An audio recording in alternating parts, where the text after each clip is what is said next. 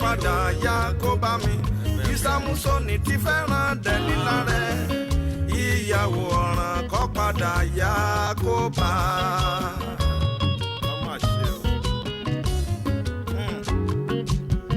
Àṣàrò elépo rẹ́dẹ́rẹ́dẹ́ ó fẹ̀jú mọ́ ìsọ̀ ó ta sọ́sọ́sọ́. Ohun ká pa mí Olúwa má má jẹ́ ohun mi. Ohun tá a pa mẹ́ Olúwa má má jẹ́ ohun mẹ́. Èdè yẹn máa ń wù mí láti máa sọ àmọ́ inú mi wá dùn dáadáa.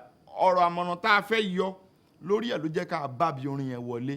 Mare Kinsento Moha, yes, Lagos Television, Go TV, Channel 90, DSTV 256, Star Time 113. Leah, kí ni yẹn sọ kalẹ̀ wá? Àwọn ibi tẹ́ ẹ ti máa rí àwọn ọmọ sọ yẹn o, mi ò fèdè fọ́ o. Ìjọ́ mo gbédè tí mo máa ní mò ń fèdè fọ́.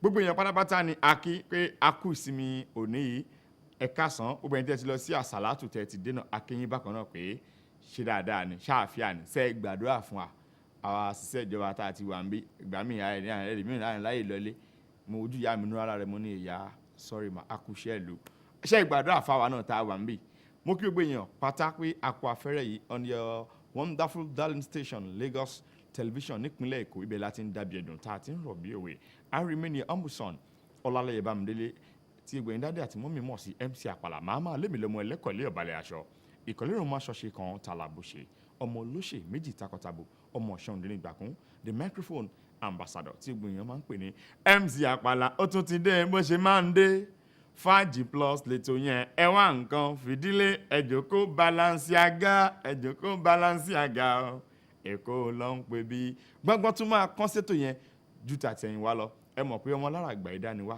247 with different style àlejò wà nílé bákan náà abala bó ṣe ń lọ ó máa ṣẹ́ wọlé wa ó díjọ́ kan lẹ́ni tá a máa gbàlejò bá mi Evangelist Òjó Adé lórí ètò yìí orin tá a mú wọlé yẹn ọ̀rọ̀ àmọ̀ràn mo fẹ́ yọ ń bẹ̀ ohun tó máa pa oníkálukú wa Ọlọ́run jẹ́ kó wùn wá o tó bá jẹ́ ti bí ni ọmọ ìyá mi mo wà pẹ̀lú ẹ̀ ẹ̀yà gbẹ́sẹ̀ ńlẹ̀ ìyẹn náà Ọlọ́run má jẹ́ ó pa wá tó bá dẹ̀ jẹ́ ẹgẹ́ tiẹ̀ ilé ìta fi mẹ́tò wà lọ́sẹ̀ tó kọjá ni Ọlọ́run ní jẹ́ kó pa wá tó bá jówó ni Ọlọ́run jẹ́ kó pa ohun tó bá dẹ̀ máa pa wá Ọlọ́run bá Olódùmarè ọlọ́jọ́ òní kò ní jẹ́ kó wùn wá láṣẹ Ọlọ́run ẹ jẹ́ ká délé agbára ká padà ká bá bó ṣe ń lọ kó ṣe kí ni kó ṣẹ́ wọlé wá àlejò mi ti dé talent tó fojú jọ fohùn jọ Adéwálé Ọláwálé ọmọọba ọ̀run ni mò ń bọ̀ ẹ jẹ́ adé abala bó ṣe ń lọ pẹ̀lú alájà aya al-Interneti.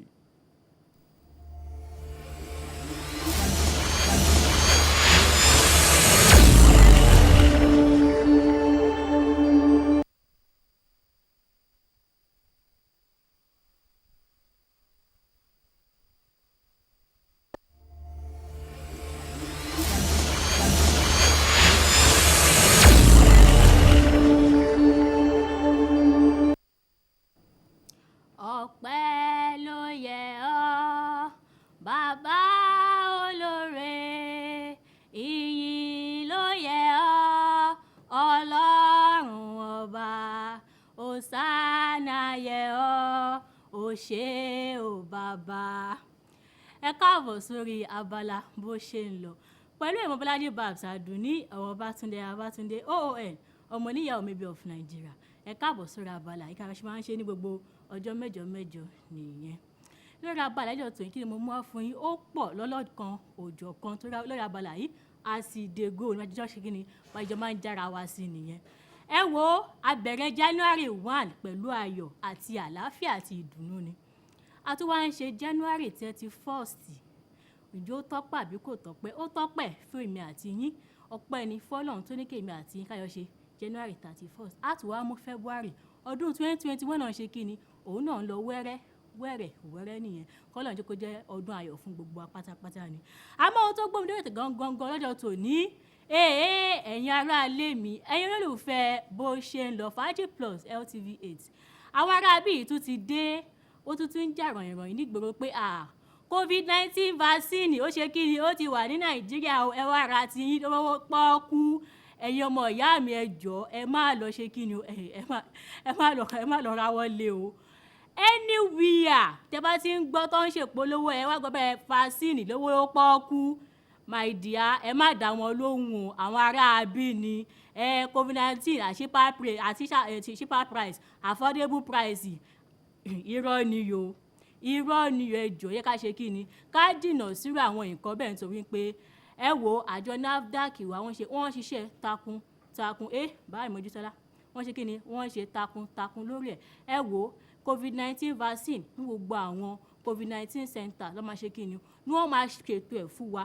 nígbà tá a bá máa bẹ̀rẹ̀ sí ní máa gbà bá ṣe wọ́n máa gbà àwọn tó wà níbẹ̀ tó máa jẹ́ kí wọ́n máa ṣe fún wa gbogbo ẹ̀ ló máa ṣe kí ni ní ẹ̀kúnrẹ́rẹ́ fún wa ni ẹ má jẹ́ kí wọ́n máa lọ kó sọ́wọ́ ẹ má yẹ ká máa lọ bọ́ sọ́wọ́ kọ́ manufacture vaccine yìí ní Nàìjíríà ẹ má yẹ káwọn kan máa sọ pé àwọn tí ní vaccine ní ọ̀dọ̀ àwọn lákàtì àwọn níbí kí wọ́n máa bọ̀ wá gbà gọ́ọ̀mẹ̀ntì ló kó fáwọn irọ́ ni yo ẹ wò lórí abala yìí bá ṣe ṣe kí ni ìjọ máa ń jára wá sí nìyẹn àkọ́kọ́ ń bẹ̀ ẹlẹ́ẹ̀kejì ń bẹ̀ ẹ̀rí gbogbo àwọn tó yẹ pé àwa mọ́tò máa ń lo táwa ń wa mọ́tò lẹ́kọ̀ọ́ yìí Èkó náà fi ti tiẹ̀ lọ́lọ́kan òjọ̀kan ni ẹ jọ̀ọ́ ká máa tẹ̀lé traffic rules and order ìwọ tó bá jẹ́ pé ọlọ́gba wà ló bá mú ẹ lásán àbò ṣẹ̀ sí òfin traffic rule kan ni ọ̀fọ̀ fìtì mọ́tò rẹ ni àbí kò tẹ̀ ṣe kí ni kẹtù fi àwọn gbára ni àwọn ìjọba ṣe kí ni wọ́n lẹ́tọ̀ọ́ wọn auction àwọn mọ́tò yìí síta ẹ jọ̀ọ́ kó má jẹ́ wípé wọ́n máa ń pé ìgbọràn ó ṣe kí ni ó sàn ju ẹgbọ́ ríru lọ kí wọ́n máa ti máa pariwo ẹ bá wa bẹ̀ wọ́n kọ́ bá ṣe kí ni ẹ wò ìlú tí ò bá ti sófin ni kò ń sí ẹ̀ṣẹ̀ òfin wà ní ìlú Èkó yìí ó dẹ̀ di gbọdọ̀ kí gbogbo wa ká ṣe kí ni ká tẹ̀lé àwọn òfin yìí ni ó jẹ́ méjì ẹ wò ṣókí báyìí ní ọbọ̀ oge lórí abala bó ṣe ń lọ àmọ́ kí n tó máa lọ mo fi àsìkò yìí mo fi kí bàbá dáadáa bàbá mi Najimudeen Bigeri Izab tí wọ́n jẹ́ olùdásílẹ̀ Najatu Dairen Asalatu Worldwide èyí ni wọ́n ṣe mọ́lúdì wọn kí Ọlọ́run alárò àbí kó gbà ní ìbáàdà fún wọn bákan náà mo kí Fadilati Sheikh Khalifa Ibrahim Abiyodun Badrudeen yẹsẹ alunaka pé àwọn náà wọ́n ṣe kí ni wọ́n kó àyẹ̀mọ́ lùdìnà bí òtítì wọn náà àná mọ́júmọ́ àárọ̀ yìí ni gbogbo ẹgbẹ́ Allahu Daim mo kí gbogbo yín pátápátá o gbogbo àtọ́dẹ̀ tí ń ṣe mọ́lúdì tiwa àtàwọn tí ṣiṣẹ́ sẹ́yìn àtàwọn tá à ń ṣe lẹ̀ náà tó máa ṣe kí ni tá máa tún ṣe títí dìgbà tí ó fi kásẹ̀ ńlẹ̀ kí ó là láàárọ̀ àbí kó jọ kó gbà ní ìbáàdà fún wa ni Allahumma àmín orúkọ mìíràn ni mo sì ń jẹ́ Mobọ́ládé Babs Àdùnní ọmọ Babátúndé OON ọmọ oníyọ̀ Baby of Nigeria títí dìgbà náà tí àjọ máa fi pàdé ẹ wà ní ìmọ́tótó kẹ wà ní àlàáfíà ó dàbọ̀. ẹ̀rọ ọ̀ràn lóore ọ̀nì ọba ti tọ̀wò pẹ̀rẹ̀ kọ́ ọgbọ́n ọmọ tí rọrùn rẹ̀ ní ọ̀ràn ó lójú kan. ọmọbìnrin dúdú tí rìn nà ọmọbìnrin pupa kọ́sànra ni àwé mi kọ́ ṣáàmì rẹ̀ ìgbà gbogbo kí ọba ti rí lọ́sàn-án mi dá Ọlọ́run ó sì fẹ̀rẹ̀ mi pa ọ́ bí ọtí ìyàwó rẹ̀ kankan wà lúlé rẹ̀ àmọ̀ràn mi rèé kìlọ̀ fojú rẹ̀ kọjá kìkì ọ̀ràn ṣàlérí yá ọ kí ọmọ bá jojú mẹ́ràn kúkú mọ̀ wá nínú kòkò rẹ̀ o bí ọba ṣe sì jẹ́ nínú rẹ̀ o ọmọ ti dẹ́lẹ́sìn rẹ̀ ni ó lójú kan. Èrè mi túlẹ̀túlẹ̀ mi o. Ẹlẹ́dàá mi ṣàánú mi o. Léṣù ayé kan fẹ̀rẹ̀ yìí o. Ọmọ kọ ọkọ o.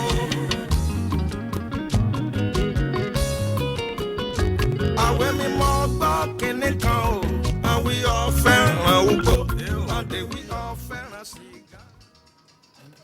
ìbà èyí wà lẹ́ni ò sí nǹkan láì tí ìfojú àlejò wa hàn ẹ jẹ́ ń gbórin lẹ́nu wọn.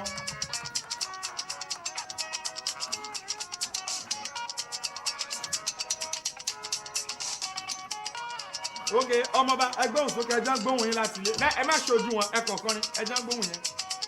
ọba tó ní máa jẹ mú lọ́wọ́ bàbá gbóhùn lẹ́nu mi bàmí tí mo bá ròde ọlọ́run tó fún mi lórí ọ̀fẹ́ ọlọ́run Babátúndé ṣe bóun ló ń bá wa ṣe ọlọ́run Ọláfímíyàn bàbá tó fún mi lórí ọ̀fẹ́ ẹ ṣé ọlọ́run bàmí tó ní gbogbo ògo. ẹ jẹ́ kó bọ́ sórí ẹ̀ kájọ máa ṣe lọ Ọláwálé rọ́mọba ni. ọlọ́run gbogbo ẹ̀yin aráalé inú mi dùn pé àlejò yìí wá ẹ bá mi kọrin kan sí bó ṣe lọ yẹn ẹgbọ́n ẹ̀kọ̀ọ̀kan orin ọpẹ́ kan orin ọpẹ́ kan ẹ jẹ́ kó wọnú bẹ́ẹ̀ lọ. ọlọ́run kò wo bí mo ṣe ń hùwà kò wo bí mo ṣe ń ṣe ọlọ́run kò wo bí mo ṣe ń sọ̀rọ̀ ó ṣàtọ́jú mi lójoojúmọ́ kò wo bí mo ṣe ń hùwà kò wo bí mo ṣe ń ṣe kò wo bí mo ṣe ń sọ̀rọ̀ ó kọ́ ṣàtọ́jú mi lójoojúmọ́. ẹ tún fi kan sí ẹ fi kan sí. mi ò mọ̀dí tó fi fẹ́ràn mi mi ò mọ̀dí tó fi fẹ́ràn mi mi ò mọ̀ mi ò lè sọ mo ṣáàrí pé Jésù fẹ́ràn mi mi ò mọ̀dí tó fi fẹ́ràn mi Ọlọ́run mi ò mọ̀dí tó fi fẹ́ràn mi bákọ̀pù yìí dà mi ò mọ̀ mi ò lè sọ ẹgbẹ́rin mo ṣáàrí pé Ọlọ́run fẹ́ràn mi kò wo bí mo ṣe ń hùwà kò wo bí mo ṣe ń ṣe bákọ̀pù yóò jò kò wo bí mo ṣe ń sọ̀rọ̀ ó ṣàtọ́jú mi lójoojúmọ́.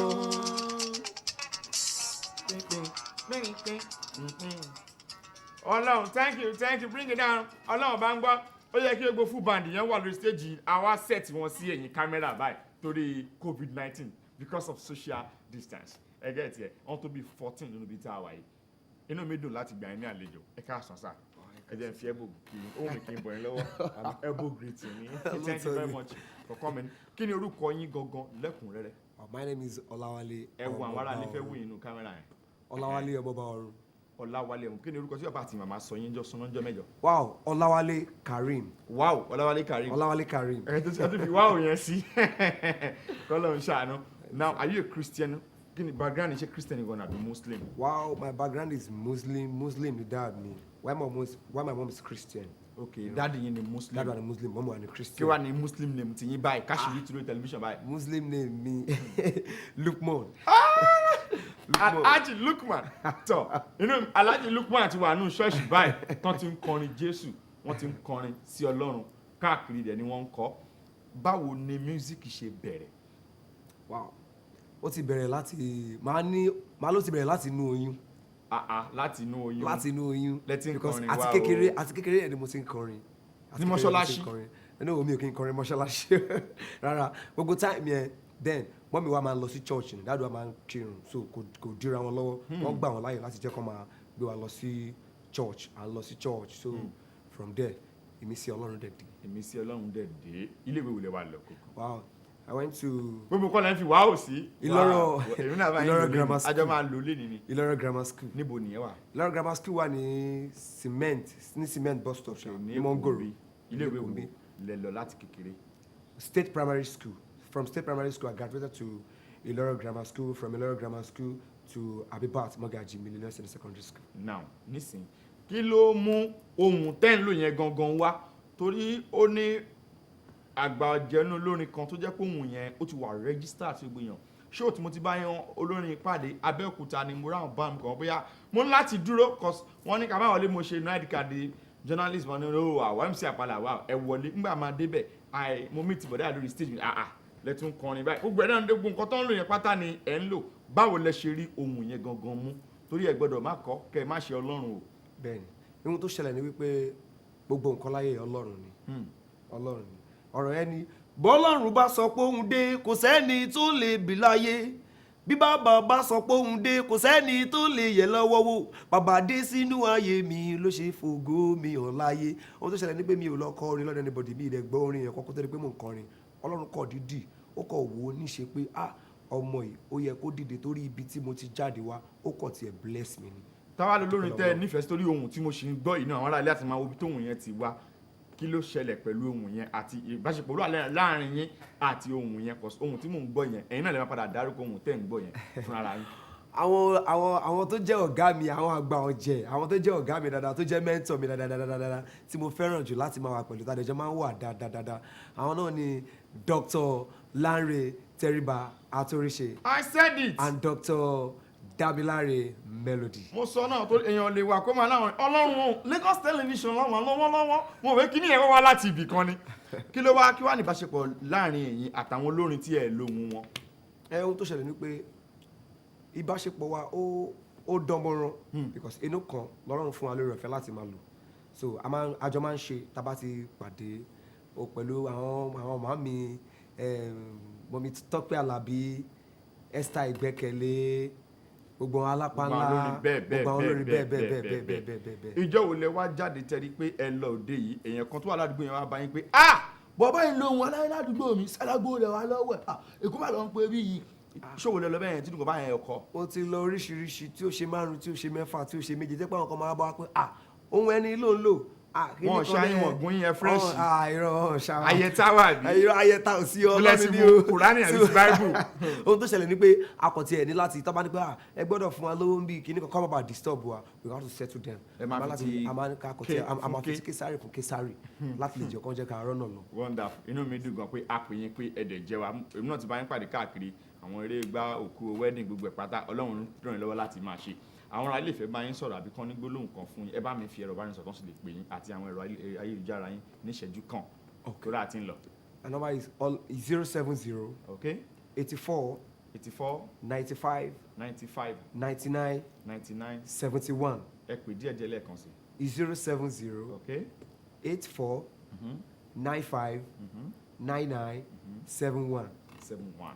I remain humble son Ọlálẹ́yẹ Bámidélé MC Àpàlà ọmọ bẹ̀rẹ̀ tó lọ́n lẹ́ẹ̀kan ojú pé nínú ọdún tá a wà inú gbogbo àánú ayé ohun tó máa pa wá Ọlọ́run má jẹ́ ká nífẹ̀ẹ́ ilé tó má dẹ̀ máa tá máa nífẹ̀ẹ́ Ọlọ́run jẹ́ kó pa wá ọ̀rọ̀ àmọ̀nà ní ọdún tó láwọ̀ yìí a dẹ̀ máa lò jálẹ̀ láyọ̀ àti àlàáfíà fún ìbéèrè kan tàbí ìpolówó gbogbo ẹni tí wọ́n wà lé pátá la kì í jẹ́ fún wáyé òní fọ́ o and we are very happy to have this guest today this afternoon fún ìbéèrè kan tàbí ìpolówó ẹ̀pẹ̀ mi sí ẹ̀rọ ìbánisọ̀rọ̀ yìí 081 62 85 1413 lẹ́ẹ̀kan 081 62 85 1413 on all social media handles Instagram, Twitter, what anywhere ẹ kọ lọ síbẹ̀ Ọlálẹ́yẹ Bámidélé MC Àpàlà àjọ sọ̀rọ̀ dáadáa ẹ jẹ́ a máa forin ṣe lọ lórí ètò yìí tó ní bóde ṣẹ̀bá àkọ́ tó lè wọ̀n òfin gbá eléyìí tó ti fílẹ̀ yẹn kò ní parun ẹ bá máa forin ẹ compose orin fún Fàájì Plus àti Lagos Television ká máa gbàbẹ̀ máa lọ. Ọlọ́run òkú ni ò lè dúpẹ́ torá àti gbẹ̀mí wọn. Fàájì ìlà ìlò wọn parí lókè pẹ̀ èrò ọkàn wọn dasán. ó dasán. gbogbo àlọ́pẹ́ ìtọ̀sí bàbá ti wà láyé. ó dá mi lójú bá òkú a ó jẹran tó jẹrin. bẹ́ẹ̀ni o Lagos Television FCC. Lagos Television èmi erùpẹ̀ lásán tọ́lọ́run mú mi wá. ẹ fi Èkó sí ìpínlẹ̀ Èkó. mo ṣẹ̀ṣẹ̀ gbà wípé Ọlọ́run fẹ́ wa ní bàbá mi nípínlẹ̀ Èkó. ó mú wa láti rà ó fi wá sórí àpáta ó ṣeun. Ọlọ́run a ò ní yé dúpẹ́ àwa ò ní yé kọrin because fọ́tò tí a yà ti pẹ́.